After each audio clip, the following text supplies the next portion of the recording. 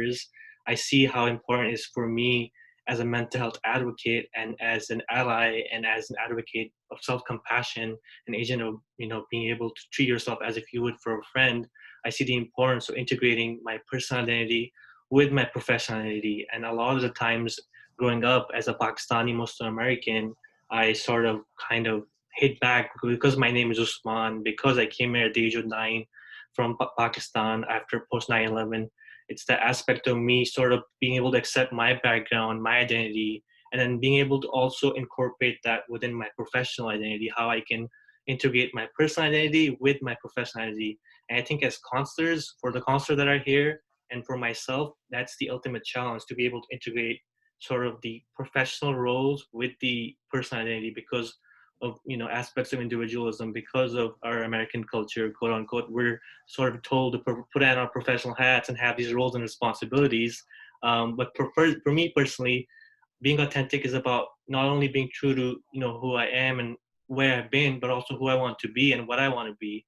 And by virtue of holding this panel and having our amazing panelists and speakers and each of you here, I see that the importance of being able to have these open conversations where we don't have to have affiliations, we don't have to have institutions, we don't have to have that sort of professional sort of expertise, because none of us, I'm not personally an expert on mental health, but to know that I'm able to facilitate that space with each of you and to share sort of my journey and help facilitate that over here is really rewarding. And I'm feeling right now that I'm feeling a lot of gratitude and also a lot of self-compassion, as Abram Milton brought up, because I feel that it starts with ourselves. When we're kind and loving and respectful and grounded with ourselves, only then can we really be agents of peace, agents of compassion, agents of social justice, agents of mental health, for promoting better not only mental health but holistic mental health and well-being. And I am really shaken by everything that was shared by each of my colleagues. So thank you to each of you, and thank you for all of you for being here. Our next question is about specifically advocacy and being an ally, and how we see ourselves in that space. So what kind of drives you, what inspires you to be an advocate, and what is one message you'd like to share with the rest of the group today? Okay, I'll start on this one real quick. So when we're talking about allyship and things like that, right, I'm just so humbled when I look across this screen and seeing many different people from different ethnic backgrounds, nationalities, and what have you, right?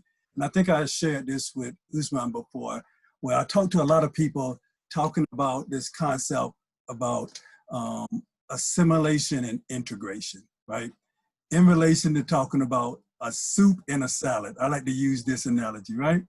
So when we're talking about assimilation and how some of these things, right? I like to think of assimilation, what some people try to call how early theories talking about within American culture about this thing about assimilating. I can remember when I was in the military, people say, hey, we all green and all this stuff, and then we go on, right? And that has a whole kind of context. But this idea with the nation about being assimilated with a soup. What happens with a soup? You chop up different components of a soup, you put it in a pot, right? You boil it, and then it becomes that soup, right? All of it is one identity. But I like to think of with each and every person that we have here, and the thing we're doing is more like a salad where we're integrating, right? How do we integrate with a salad? You can chop up many different components. You can take out those components in that point and eat it separately, right? But it's still, the salad in itself complements. They complement each other, right? And dash a little sauce, whatever you want to kind of put on out there, right? Whatever kind of flavor, depending on you. But with some of those things, when we're talking about that allyship, that's just this thing where we can integrate our different things and to let for some of those marginalized groups and stuff like that, how do we can kind of promote their voice to be heard right now? So when we think of this about allyship, that's one of the things I would kind of think. And I don't know with some of my colleagues, they had other thoughts. Thank you, Abram.